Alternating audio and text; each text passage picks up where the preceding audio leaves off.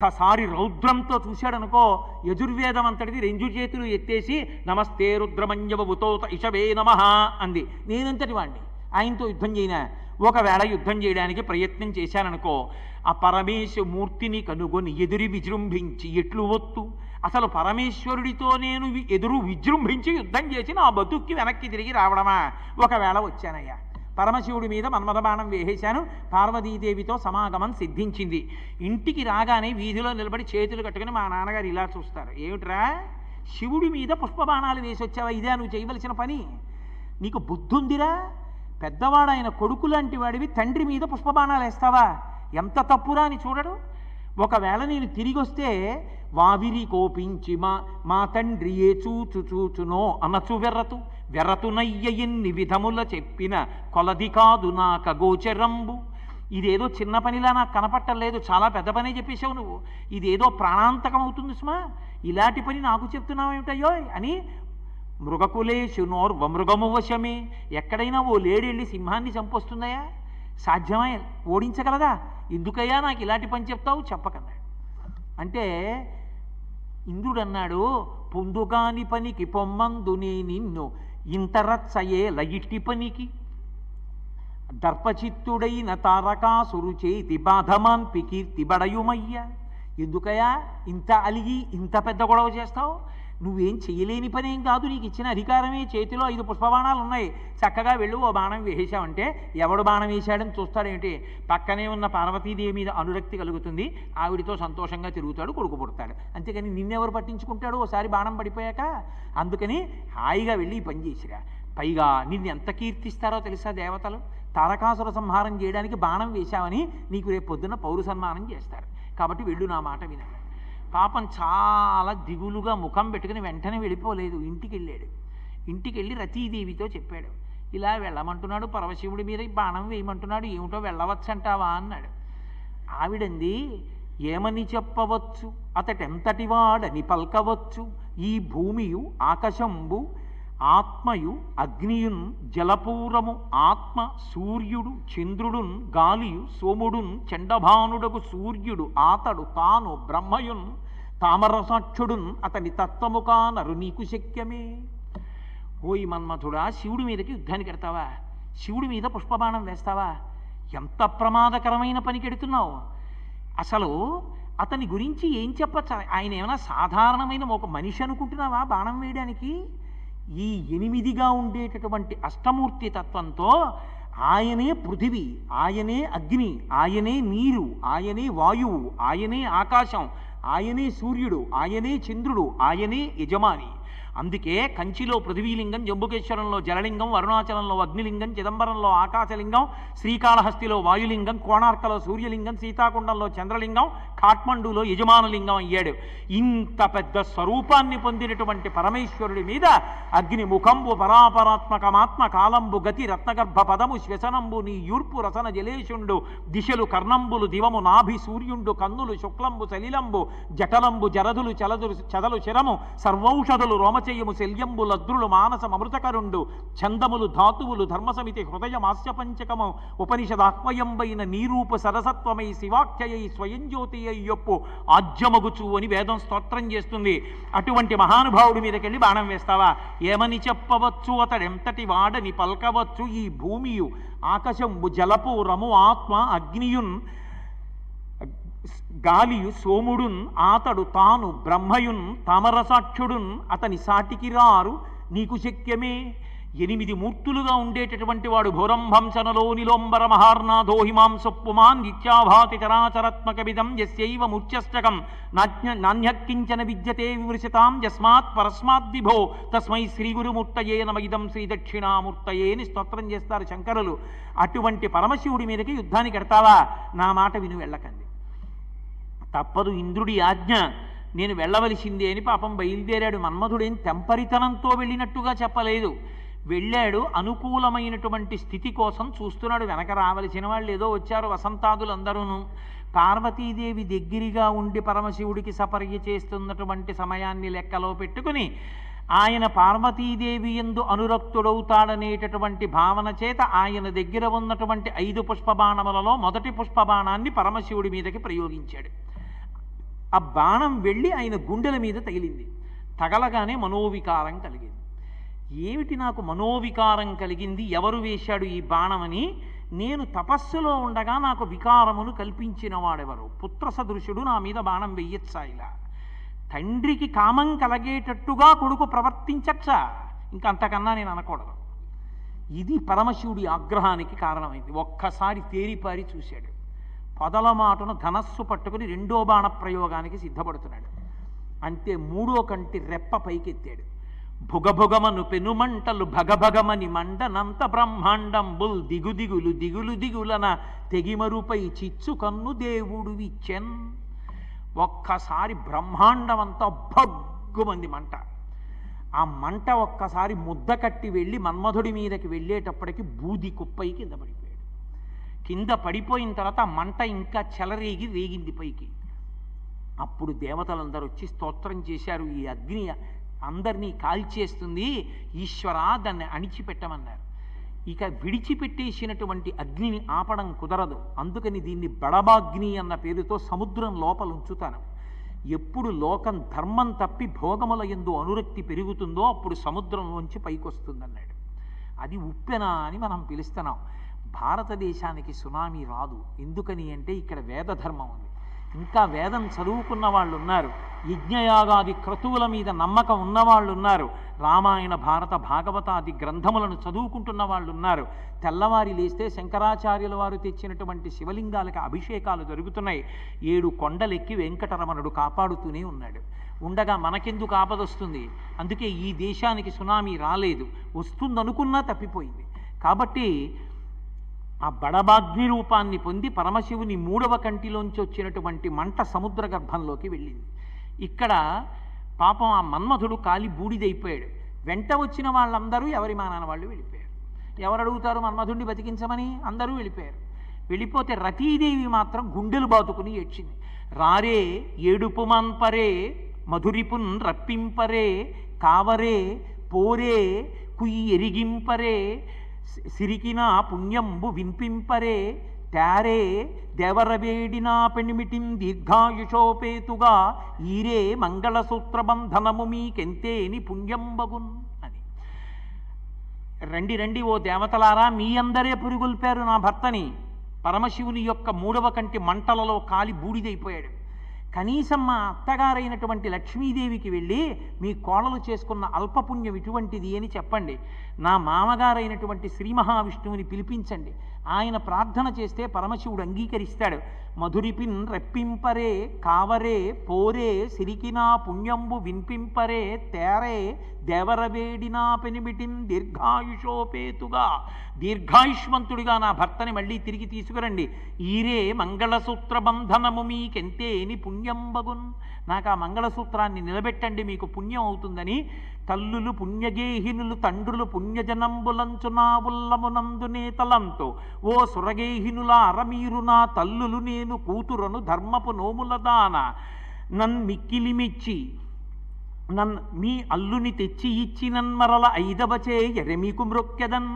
ఓ దేవతాకాంతలారా, మీ అందరూ నాకు తల్లులు, ఋషులందరూ నాకు తండ్రులు, మీకందరికీ నేను కూతురు లాంటి దాన్ని, ధర్మంతో నోములు నోచిన దాన్ని, నా 5వతనాన్ని నాకు మళ్ళీ నిలబెట్టండి అని గుండెలు బాతుకుని ఏడుస్తోంది.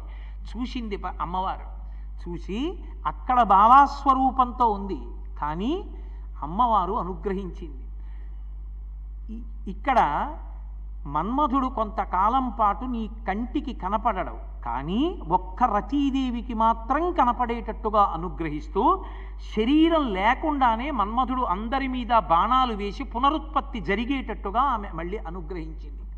అప్పుడు పరమశివుడు జోక్యం చేసుకుని రతీదేవి యొక్క ఏడుపు విని మళ్ళీ ఒకానొకప్పుడు శ్రీ మహావిష్ణువు కృష్ణావతారం స్వీకరించిన నాడు ప్రద్యుమ్నుడన్న పేరుతో పుడతాడు. శంబరాసురుడన్న రాక్షసుడు తీసుకెళ్లి సముద్రంలో పడేస్తే రక్షించుకుంటావు. అప్పుడు మళ్ళీ రూపాన్ని పొంది నువ్వు చూడడానికి వీలవుతాడు. అప్పటి వరకు రూపం లేకుండానే మన్మధుడు బాణాలు వేస్తాడని అనుగ్రహించాడు. ఇక్కడ మీరు నన్ను ఒక ప్రశ్న వెయ్యొచ్చు, ఏమండి మన్మధుడు లేకపోవడం చాలా అదృష్టం కదా, ఆయన ఉండబట్టే కదా మనందరం పుట్టడం చావడం ఇవన్నీ జరుగుతున్నాయి, ఈ గొడవ లేకపోతే ఎంత బాగుండేదండి, ఎందుకు మళ్ళీ మన్మధుడిని బతికించినట్టు అని.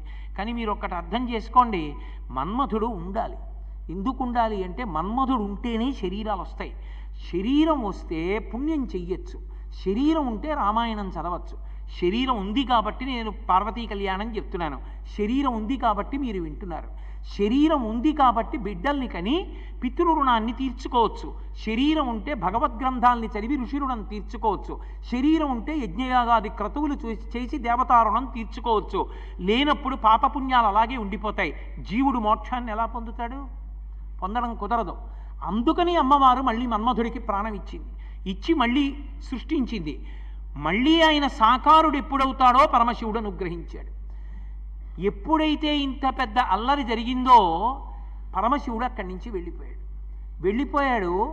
ఆ హిమవంతుడికి తెలిసింది పరమశివుడు వెళ్ళిపోయాట, నా కూతురు సపర్య చేస్తున్నప్పుడు నా కూతురు యందు అనురక్తుడు కావాలనే మన్మధుడు బాణం వేశాట, మూడో కన్ను తెరిచాట, ఇంత పెద్ద గొడవ అయిందిటని తెలిసి అంతన్కొండలరాజు నెమ్మనములో ఆవర్తనాలించి వే సంతాపం వన చిన్నబోయిచని సర్వేశ్వరుం కానక అచ్చం తాందోళ విచారయైన తనయం తావేగ గొంపోయే అక్కన్యారత్నము తండ్రి తొట్కొని తనంగానే గసీతాద్రికిన్. అయ్యో అమ్మాయి, నీవేదో పుణ్యం చేసుకుంటావు, పరమశివుడికి సేవ చేస్తావని నేను తీసుకొచ్చి ఇక్కడ సపర్యలో వినియోగిస్తే ఆ మన్మధుడు వచ్చి బాణం వేయడం ఏమిటి, పరమశివుడు మూడో కన్ను తెరవడం ఏమిటి, మన్మధుడు కాలిపోవడం ఏమిటి, నీకింత అప్రతిష్ట రావడం ఏమిటి, రామ్మ వెళ్ళిపోదామని చెప్పి మళ్ళీ ఆ పార్వతీదేవిని తీసుకుని హిమవత్ పర్వతానికి అంతఃపురానికి వెళ్ళిపోయాడు. పరమశివుడు తపస్సుకి వెళ్ళిపోయాడు, పార్వతీదేవి ఇంటికి వెళ్ళిపోయాడు. ఏడి తారకాసుర సంహారం మళ్ళీ ఆగిపోయాడు. మళ్ళీ దేవతలందరూ తలకాయలు పట్టుకున్నారు. ఎప్పటికవుతుంది ఈ పార్వతీ కళ్యాణం? పార్వతీ కళ్యాణం అవ్వాలి, సుబ్రహ్మణ్య జననం జరగాలి, అయితే కానీ తారకాసుర సంహారం లేదు. మళ్ళీ కథ మొదటికి వచ్చేసింది. ఎలా? ఇక ఈ మాట మన ప్రయత్నం, మనం తొందరపడిపోవడం, మనం బాణాలు వేసేయడం, ఇట్లాంటి తెంపరి పనులు పనికిరావు. మనసులో పార్వతీ పరమేశ్వరుల్ని స్తోత్రం చేయడమే. వాళ్ళు అనుగ్రహించి మనని కాపాడాలి తప్ప మనం మన్మధుణ్ణి పంపడం, బాణాలు వేయడం ఇటువంటి పనులు చేయకూడదని తెలుసుకున్నారు. తెలుసుకుని ఆంతరమునందు శివారాధన చేశారు. చేస్తే ఆయన వెంటనే కోయదొరసాని వేషం కట్టాడు పరమశివుడు. వేషం కట్టి మళ్ళీ హిమవంతుని యొక్క ఇంటికి వెళ్ళాడు. ఎందుకని? కార్యసాధన ఎలా జరుగుతుంది? మళ్ళీ వెళ్ళి తపస్సు కూర్చుని మీ అమ్మాయిని పంపించి సపర్య కన్నాడు అనుకోండి, హిమవంతుడు పంపిస్తాడేంటి? పంపించడం. అందుకని కార్యం సాధింపబడాలి అంటే ఎరుకల సాని నోట్లోంచి వచ్చేటటువంటి మాటని సత్యంగా భావిస్తారు. అందుకని ఆయన ఒక ఎరుకల సాని వేషం కట్టి లోక సంరక్షణ కొరకు మనం తొందరపడిపోయి తప్పులు చేస్తాం, మన్ని రక్షించడానికి పరమేశ్వరుడు ఎంత ఇబ్బంది పడవలసి ఉంటుందో చూడండి. కాబట్టి ఆయన కాకోధరాదీశ కంకణం బులుదా చిరత్న కంకణములు చాలా తొడిగి సామజదనుజేంద్ర చర్మాంబరముదా చికమనీయ కనకాంబరమును కట్టి గంగా నిశానాథ కలిత జూటము దాచి కమనీయమగు ఒక కొప్పు కట్టి ఆయన ఆ ఒంటికంతటికి కూడా పావులు కంకణాలుగా పెట్టుకుంటాడు. ఆ పెట్టుకునే కంకణాలన్నీ తీసి పక్కన పెట్టేశాడు. కాకోధరాదీశ కంకణం బులుదా చిరత్న కంకణములు చాలా తొడిగి రత్నాలతో కూడుకున్నటువంటి కంకణాలు వేసుకున్నాడు. వేసుకుని దానితో పాటుగా ఆయన కట్టుకునేటటువంటి బట్ట ఒకటి ఉంటుంది. అది సామజదనుజేంద్ర చర్మాంబరముదా చికమనీయ కనకాంబరమును కట్టి ఏనుగు తోలు ఆయన బట్ట కింద కట్టుకుంటాడు. అంటే పరమశివుడికి పట్టుబట్టలు ఉండవా అండి? ఆయన అలా ఏనుగు తోలే కట్టుకుంటాడా అండి అని అనుకోకండి. ఆయన ఏనుగు తోలు కట్టుకోవడం వెనక ఒక మర్మం ఉంది. కాశీపట్టణం ఆయనకి అత్యంత ప్రీతిపాత్రమైనటువంటి క్షేత్రం. గజాసురుడు అనేటటువంటి రాక్షసుడు అక్కడికి వెళ్ళి కాశీపట్టణాన్ని అంతటినీ ధ్వంసం చేసే ప్రయత్నం చేశాడు. ఆగ్రహం వచ్చి తపస్సమాధిలో ఉన్న పరమశివుడు లేచి వచ్చి వీడితో పెద్ద యుద్ధం కూడా ఏమిటని త్రిశూలంతో పొడిచి పైకెత్తి ఆయన త్రిశూలం మీద ఉండగా దాన్ని పక్కన పెట్టుకుని మళ్ళీ తపస్సమాధిలో కూర్చున్నాడు. ఈ త్రిశూలానికి గుచ్చుకుని నెత్తురోడిపోతున్నటువంటి ఆ గజాసురుడు పరమశివుణ్ణి సామవేదగానంతో ప్రీతి చెందేట్టు చేశాడు. ప్రీతి చెందిన పరమశివుడు తలెత్తి చూసి నీకేం కావాలన్నాడు. నా తోలు వాసన రాకూడదు, అది ఎప్పుడూ నెత్తురోడుతూ ఉండాలి, మీరు నా తోలు కట్టుకోవాలి, కట్టుకుని ఈ కాశీపట్టణంలో కృత్తివాసేశ్వరుడు అన్న పేరుతో నా చర్మం కట్టుకున్నటువంటి వాడవై ఏనుగు యొక్క పృష్ఠభాగం ఎలా ఉంటుందో అటువంటి శివలింగంగా వెలియాలని అడిగాడు. అందుకే ఇప్పటికీ ఏనుగు పృష్ఠభాగం ఎలా ఉంటుందో అలా ఉంటుంది కాశీలో ఉన్న కృత్తివాసేశ్వర లింగం. మహానుభావుడు పరమదయామయుడు కనుక గజాసురుని యొక్క చర్మాన్ని తన ఒంటికి కట్టుకున్నాడు. అందుకుని ఏనుగు చర్మం కట్టుకుంటాడు తప్ప కట్టుకోవడానికి పట్టుబట్ట లేనివాడై కాదు ఆయన కట్టుకునేది. కాబట్టి ఆయన ఆ ఏనుగు చర్మంతో వెడితే పరమశివుడు వచ్చాడని గుర్తుపట్టేస్తారు, ఎరుకల సానిగా వెళ్ళాలి. అందుకని ఆ కట్టుకు సామజదనుజేంద్ర చర్మాంబరముదాచి కమనీయ కనకాంబరమును కట్టి ఎర్రటి పట్టుబట్టోటి కట్టుకున్నాడు. గంగా నిశానాథ కలిత జూటముదాచి కురువెంట్రుకలు కల కొప్పు కట్టి ఆ గంగమ్మతో తడిసిపోయినటువంటి జుత్తుతో ఎర్రటి జుత్తుతో ఉంటాడు. అరుణజటేశ్వరుడు అని పేరు, అందుకే ఆయన జుత్తు ఎర్రగా ఉంటుంది. ఆ ఎర్రగా ఉన్న జుత్తు కొప్పు ఇలా కొప్పు కట్టుకుని ఉంటే దాని మధ్యలో బిందెలే కన్నా ఉంటుంది, అందులో గంగమ్మ ఉంటుందిట. ఉంటే ఆయన తాండవం చేస్తూ ఉంటే ప్రదోష వేళలో నెత్తి మీద బింది పెట్టుకుని తాండవం చేస్తే నీళ్లు ఎలా కదులుతాయో అలా కదులుతూ ఉంటుందిట. రావణాసురుడు దర్శనం చేసి స్తోత్రం చేశాడు.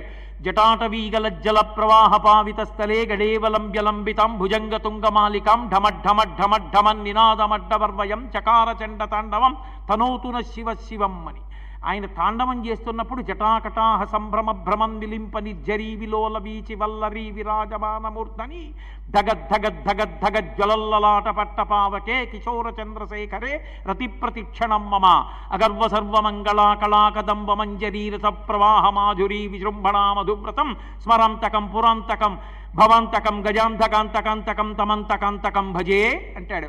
ఆయన తాండవం చేస్తున్నప్పుడు బిందెలో నీళ్లు తిరిగినట్టు తిరుగుతుంటుంది ఆ గంగమ్మ.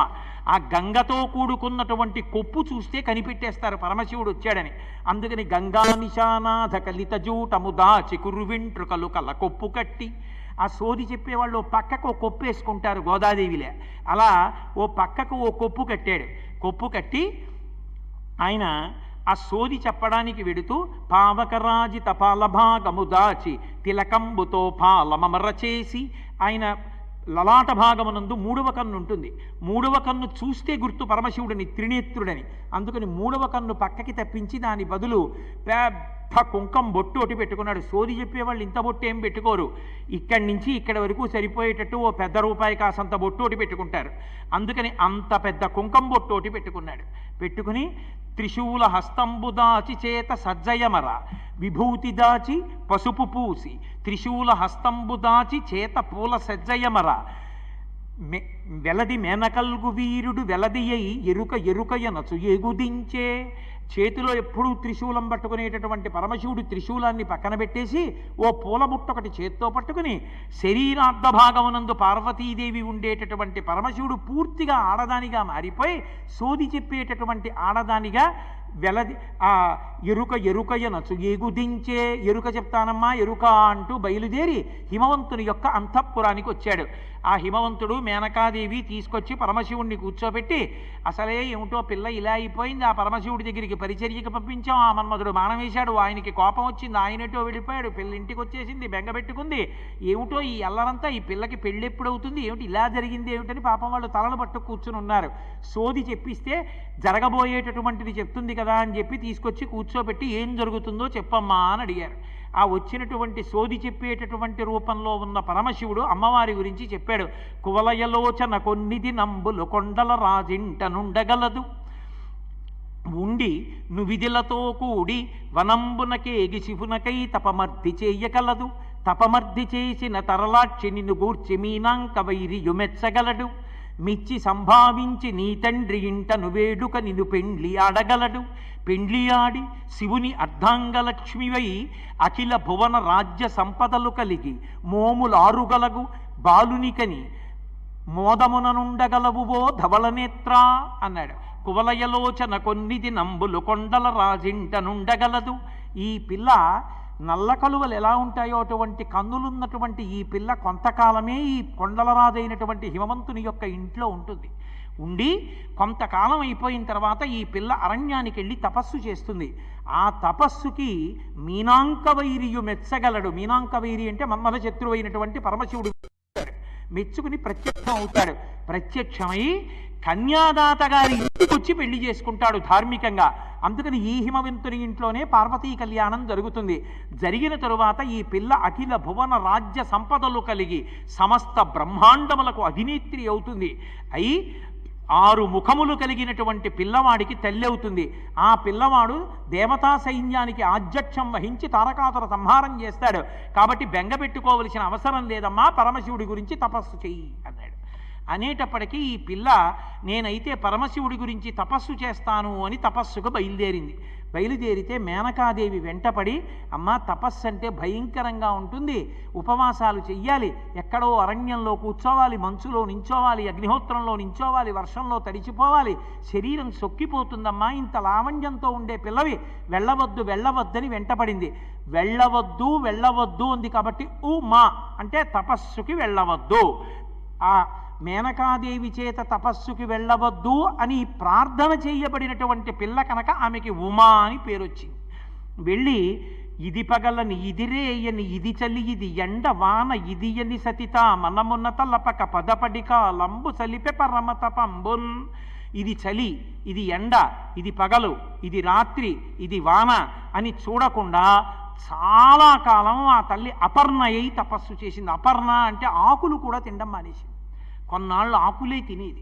పరమశివుడు బాహ్య సౌందర్యాలకి లొంగేవాడు కాడు, అంతఃసౌందర్యానికి లొంగుతాడు. కాబట్టి ఆ తల్లి గర్భలా అయిపోయింది సన్నగా. అంత తపస్సు చేస్తుంటే ఆమె యొక్క వైభవాన్ని, ఆమె యొక్క పాతివ్రత్యాన్ని, పరమశివుని యందు ఆమెకున్న అనురక్తిని లోకానికి చాటి చెప్పడానికి పరమశివుడే బ్రహ్మచారి రూపం వేసుకొని వచ్చాడు.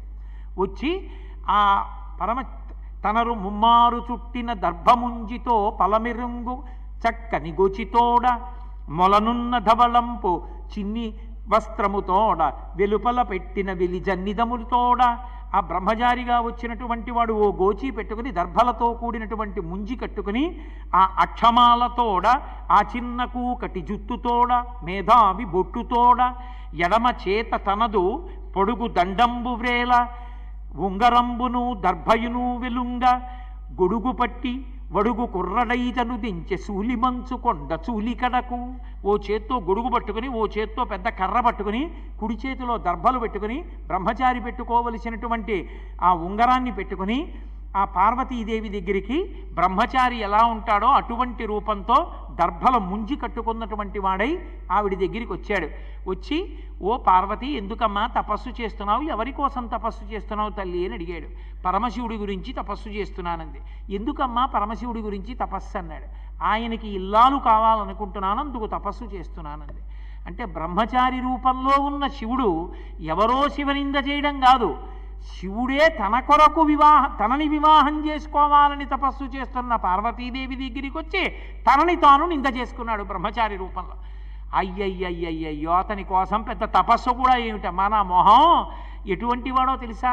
తరలాక్షియాతడు ధనవంతుడందుమా కోరివేడిన కాని కూడు లేదు, చిన్నారి వయసున చిన్నవాడందుమా ఏనాటి వాడుకో ఎరుకలేదు, ఆకారమున అతడు బలమేటి ఎందుమా ఆకారమిట్టిదో అరయరాదు, కులగోత్రములు 2 తెలియదమందుమా తల్లిదండ్రులెప్పుడు ధరణి లేరు, తెలుప ఒంటివాడు దేవుండు చూడడే మాయచేతో కపట మంత్రములను మగువ నిన్ను ఎట్లు మరగించుకున్నాడో కాని తగినవాడు కాడు అన్నాడు. ఓ పిచ్చి పార్వతి, శివుడి గురించి తపస్సోట ఏమిటమ్మా? ఆయన గురించి తపస్సు ఏమిటమ్మా? తరలాక్షియాతడు ధనవంతుడందుమా కోరివేడిన కాని కూడు లేదు. ఆయన ఏమైనా బాగా డబ్బున్నవాడందు కోసం పోనీ ఏమైనా తపస్సు చేస్తున్నావా అంటే భవతి భిక్షాందేహి అని చెప్పి ఓ కపాలం ఒకటి చేత్తో పట్టుకుని వెళ్ళి అందరి దగ్గర భిక్షాటన చేస్తాడు. భిక్షాటన చేసేవాడితో పెళ్లి కోసం పెద్ద తపస్సు ఏమిటమ్మా అన్నాడు. ఆయన ఏం నిజంగా చేతకాక భిక్షాటన చేసేవాడు కాడు. అందరికీ అన్నం పెట్టే అధికారాన్ని తన భార్య అన్నపూర్ణకి ఇచ్చాడు. ఆడదాని దగ్గరికి వెళ్ళి అన్నం అడగడమా అని సిగ్గుపడతారేమో అని సమస్త లోకాధీశుడైన నేనే వెళ్ళి భవతి భిక్షాందేహి అంటున్నాను, మీకెందుకురా బెంగ, రండి వెనకాతలని తాను వెళ్ళి నిలబడ్డాడు. మన కోసం నించున్నవాడు తప్ప తనకి అన్నం లేక వెళ్ళి నించున్నవాడు కాడు. కాబట్టి తరలాక్షియాతడు ధనవంతుడందుమా కోరివేడిన కాని కూడు లేదు, చిన్నారి వయసున చిన్నవాడందుమా ఏనాటి వాడుకో ఎరుకలేదు. పోని మంచి యవ్వనంలో ఉన్నాడందామా? ఎప్పుడు పుట్టాడు పరమశివుడు నాకు చెప్పు? ఎప్పుడు పుట్టాడో తెలియదు, అసలు వయసెంతో తెలియదు.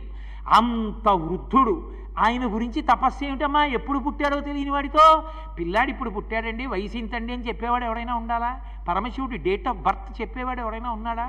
ఎందుకమ్మా ఆయన కోసం తపస్సు ఏమిటమ్మా అంటే ఆయన నిజంగా ఏదో ఎప్పుడో పుట్టినవాడు వృద్ధుడు అని కాదు దాని అర్థం. శివమహిమ్నా స్తోత్రంలో పుష్పదంతుడు అంటాడు, నమో నీధిష్టాయ ప్రియతపదభిష్టాయ చ నమో నమక్షోధిష్టాయ స్మరహర మహిష్టాయ చ నమో నమో వర్షిష్టాయ త్రణయ అవిష్టాయ చ నమో నమః సర్వస్మైతే దిగమితి శర్వాయ నమః అంటాడు.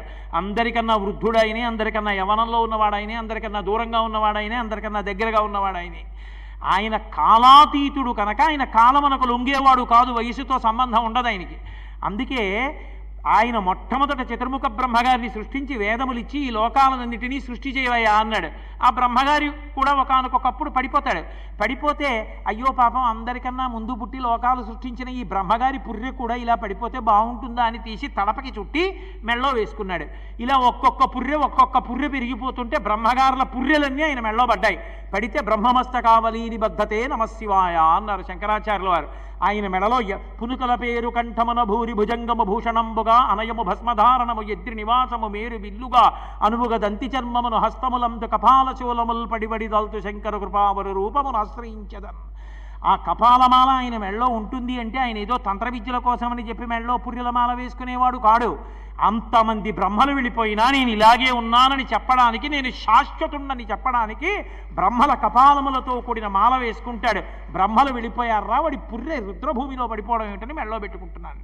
కాబట్టి అటువంటి వాడమ్మా పైకి మాత్రం తన తత్వాన్ని తానే దాచి తనని తానే నింద చేసుకుంటాడు. చిన్నారి వయసున చిన్నవాడందుమా ఏనాటి వాడుకో ఎరుకలేదు, ఇతడు ఆకారమున అతడు బలిమేటి ఎందుమా ఆకారమిట్టిదో అరయరాదు. అసలు శివుడు ఈ రూపంలో ఉంటాడని చెప్దామంటే ఏమిటి ఆయన రూపం? అరూపరూపి అని పేరు ఆయనకి. రూపం ఉందా అంటే శివలింగం, రూపం లేదా అంటే ఓ రూపం ఉంది. దానికి కళ్ళు ఎక్కడ, ముక్కు ఎక్కడ, చెవులు ఎక్కడ? కాబట్టి అసలు ఆయన రూపం ఏదమ్మా? రూపం లేనివాడికి పెళ్ళి ఏమిటమ్మా? ఆయన రూపం ఇది అని చెప్పు. 63 రకాలైనటువంటి కళ్యాణమూర్తులు ఉన్నాయి శివుడికి. ఏదైనా రూపం ఎవరిని చేసుకుంటావు? రేపు పొద్దున్న ఏ రూపాన్ని చేసుకోవాలి? ఏమిటి అటువంటి వాడితో పెళ్ళి ఏమిటమ్మా? అది కాదు దాని అర్థం. రూపం లేనివాడన్న మాటకు అర్థం ఏమిటంటే యజుర్వేదం ప్రార్థనా శ్లోకంలో చెప్పింది, ఆపాతాళ నభస్థలంత భవన బ్రహ్మాండమా విస్ఫుర జ్యోతిస్ఫాటికలింగమౌళి విలసత్పూర్ణేందువంతామృతై అస్తూకప్లుతమేకమీశమనిశం రుద్రాను వాకాంజపం జాయే దీప్సిత సిద్ధయే ధ్రువపదం విప్రోభిషించేచ్చివం బ్రహ్మాండ వ్యాప్త దేహా భజితే మరుచాభా సమానా భుజంగై అంది. ఆయన ఈ బ్రహ్మాండమంతా కూడా శివలింగంగా నిండిపోయి ఉంటాడు. పైన ఉన్నటువంటి చంద్రుడి మించి అమృతధారలు పడి శివలింగం చల్లబడుతూ ఉంటుంది. ఆ లోకాలు చల్లగా ఉన్నాయంటాం. అంటే శివలింగాకృతిని కలిగిన ఈ బ్రహ్మాండము చంద్రుడి నుంచి స్రవించేటటువంటి అమృతధారల చేత చల్లబడుతుంది. బ్రహ్మాండమంతా నిండిపోయిన పరమశివుడికి రూపం తీసుకురమ్మంటే ఎక్కడి నుంచి ఉంటుంది రూపం? కాబట్టి అసలు తత్వం ఏమిటి అంటే అమ్మా అంతటా నిండిపోయినటువంటి వాడు. వ్యోమవత్యప్త దేహాయ దక్షిణామూర్తయే నమః. శంకరాచార్యుల వారు అంటారు, నీకు నేను పూజ చేయాలంటే ఎలా చేయనయ్యా? సాధ్యమవుతుందో? వస్త్రోద్ధూత విధౌ సహస్రకరత పుష్పార్చనే విష్ణుత అంటారు. ఏది? నేను నీకు పంచె ఇస్తాను, నీ ఒంటికి పంచె కట్టాలంటే, నీ చుట్టూ తిరగాలంటే నేను సహస్ర కరములు కలిగినటువంటి సూర్యభగవాను చెయ్యి, అన్ని చేతులుంటే నీకు పంచె కట్టగలను. అంతటా నిండిపోయిన వాడికి పంచె ఎక్కడ కట్టను? అసలు నీకు పంచెల్ని వేసేటటువంటి సాలెవాడు ఎక్కడ పుట్టాడు? అంత పంచె అవన్నేస్తాడు. అంతటా నిండిపోయినవాడు. అందుకనే ఆకారమున అతడు బలమేటి ఎందుమా ఆకారమిట్టిదో అరయరాదు. కులగోత్రములు 2 తెలియదమందుమా తల్లిదండ్రులిప్పుడు ధరణి లేరు. ఆయన కులం ఏమిటో గోత్రం ఏమిటో తెలుసుకోవాలా? రేపు పొద్దున ప్రవర చెప్పాలా? బలానా ఏమంటే మీ అల్లుడు గోత్రం ఏమిటని ఎవరైనా అడిగితే పూజ చేయిస్తామని ఏం చెప్పాం? ఆ తల్లి తండ్రి ఉంటే కదా గోత్రం అడగడం. ఏమంటే మీ అబ్బాయిని చేసుకుందాం అనుకుంటున్నాం అని అడుగుదాం అంటే పరమశివుడికి తల్లి ఎవరు, తండ్రి ఎవరు? ఆయనే లోకాలకి తల్లి తండ్రి. పరమశివునికి ఉన్న గొప్పతనం ఏమిటంటే లోకంలో ఒక మాట ఉండి ఆ మాటకు అర్థం లేకుండా చేసినవాడు ఆయన. అసలు మాట ఉండి దానికి అర్థం లేకుండా ఉండదు. కొన్ని భాషలు ఉంటే ఆ భాషలకు అక్షరం ఉంటుంది, ఆ అక్షరం పలకదు. పలకని దానికి అక్షరం ఎందుకో ఎవరికి తెలియదు. అదో విచిత్రమైన భాష. COULD ఉందనుకోండి, కుల్డ్ అనకూడదు, కుడ్ అనాలి. మరి ఎల్ ఎందుకండి అన్నారు అనుకోండి, ఏమీ పలకని నిశ్శబ్దాక్షరం. ఎందుకది ఏమో తెలియదు. అలాంటి అర్థం లేని భాషలు కావు సంస్కృతం, తెలుగు, ఇటువంటివి దేవభాషలు. అందులో అక్షరం ఉంది అంటే పలుకుతుందంతే. పలకకుండా ఉత్తినే కూర్చునే అక్షరాలు అలా ఏం ఉండవు.